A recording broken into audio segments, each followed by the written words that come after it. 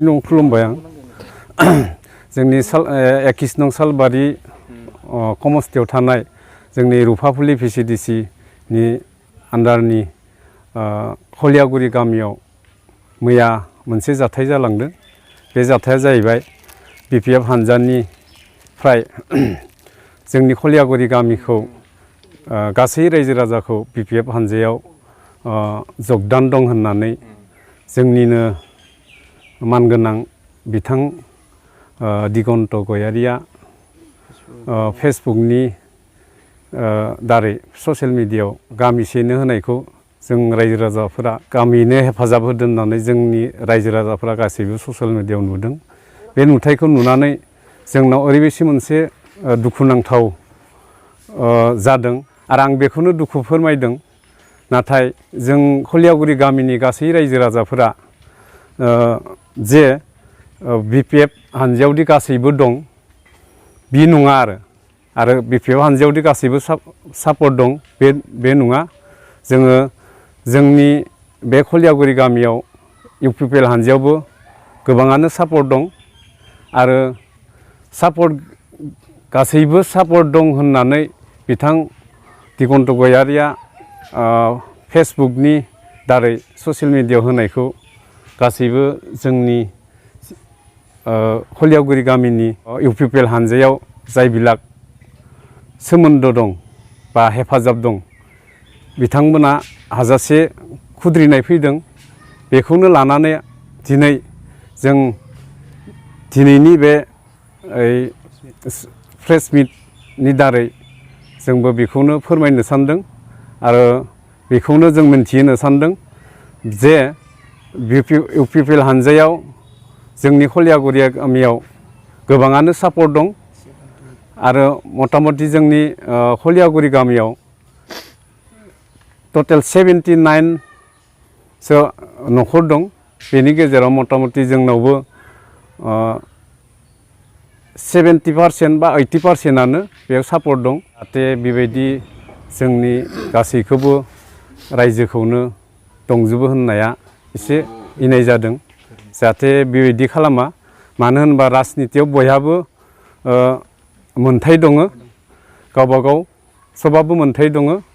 बे मोनथायनि दारै जाय जेखौ मोजां मोनो बिदों खारो आरो हानायमानि सोरबाफोर जुदि राजनितिनि बेलायाव बुजाय अनजाय सोरखौबा जुदि लांनो हायोबा बे गावबा गावनि खोथा।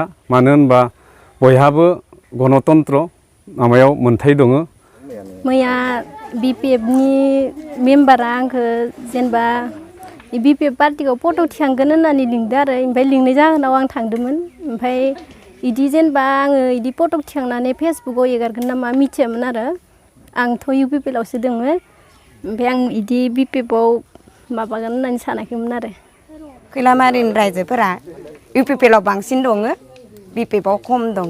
मानो होनोबा BPFनि मानसिया UPPL आव हाबनोबो हायो बा हाबदोबो बुहुत मानसियानो।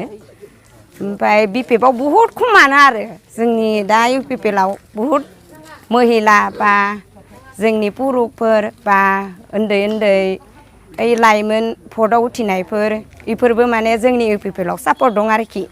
दा जोंनि न'खरथ' प्ले गायदो थिगानो।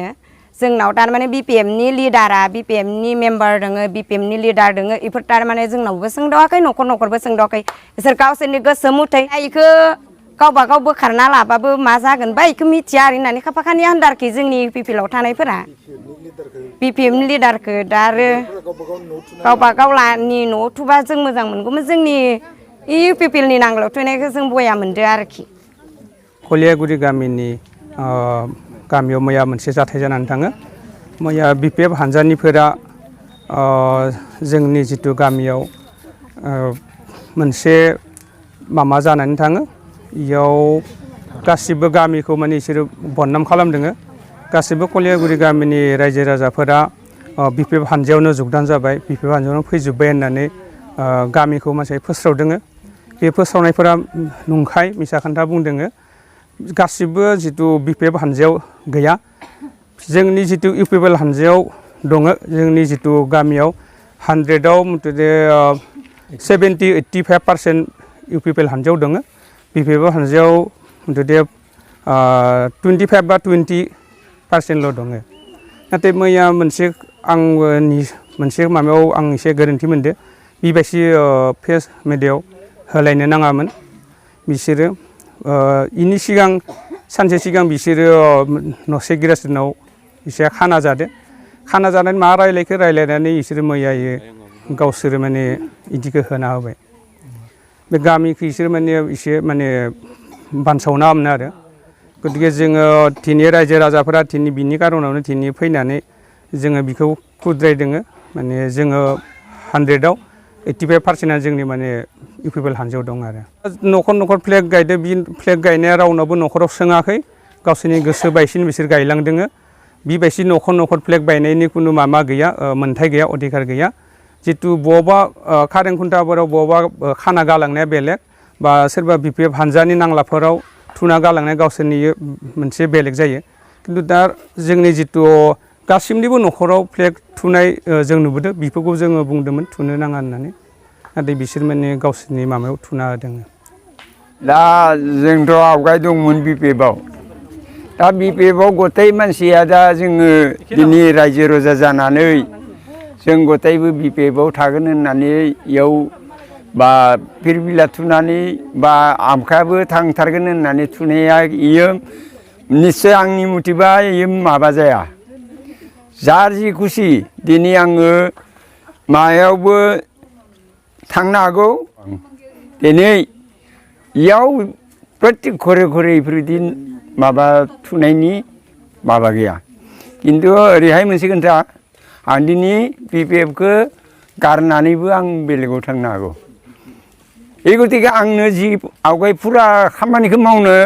जिबिला इसोर बुंदोंमोन बेखौ मावैनि कारन आङो दायो इउपिपिएलआव फैनाय जादों आं गावस्रानाय जादों आरो बेखिनियानो खैलामारिनि रायजो राजायाबो गथायबो गैया बेखौ दं होननानै बुंनानै रावबो माबाया गोसोबो थाया